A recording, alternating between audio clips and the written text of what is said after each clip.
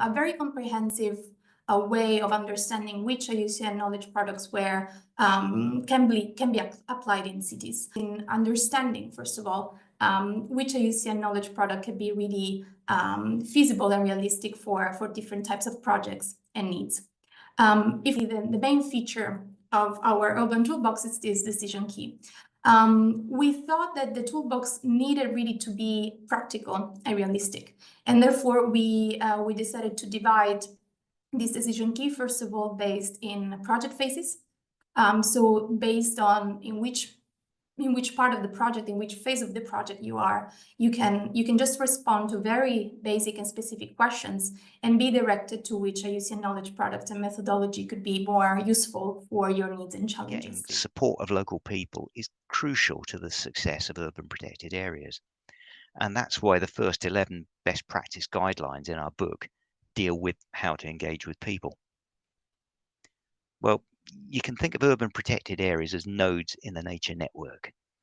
They contribute to the resilience of urban biodiversity by providing refuges for nature when times are bad, and they're reservoirs from which nature can spread around the network of urban green spaces as their habitats are restored. If, like me, you're going to work in the private sector, you'll find the advice in the Urban Protected Areas book particularly helpful.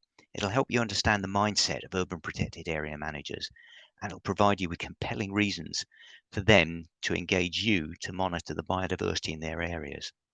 Those reasons are spread throughout the book, and a good knowledge of it will both help you bid for contracts and plan monitoring schemes which deliver the information that will be most helpful to those managing protected areas in towns and cities. First of all, can have negative ecological footprint in cities. And so the first step, both sports practitioners, organizers, or venue owners and operators need to avoid and minimize this direct and indirect impacts. But at the same time, sports in cities presents great opportunity. So how do we help sports to tap into those opportunities and to help at the same time nature? This guide focuses on the 7 elements that support urban biodiversity and brings them to the reality of sport, in particular venues in cities. It outlines what these elements are and why they're important in the nature, to enhance nature in the city context.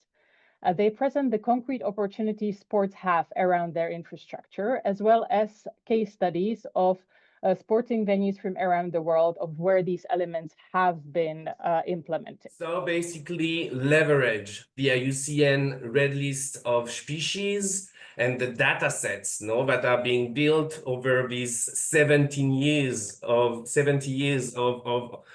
application of the Red List. And so basically it compile and calculate scores for a given area based on the species and the threats that may be located and present in the landscape based on multiple layer and all the Red List assessment.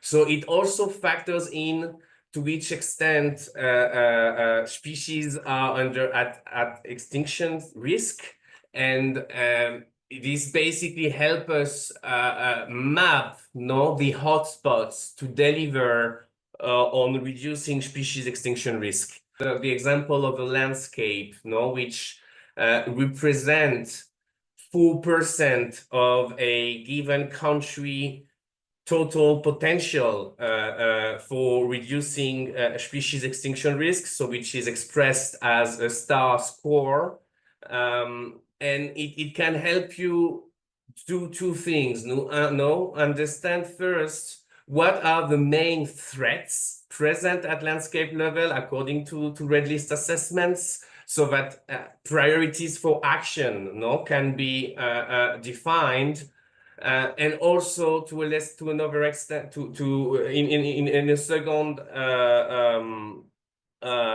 instance, it can help measure the potential conservation gain that could be achieved through a specific species local action plan.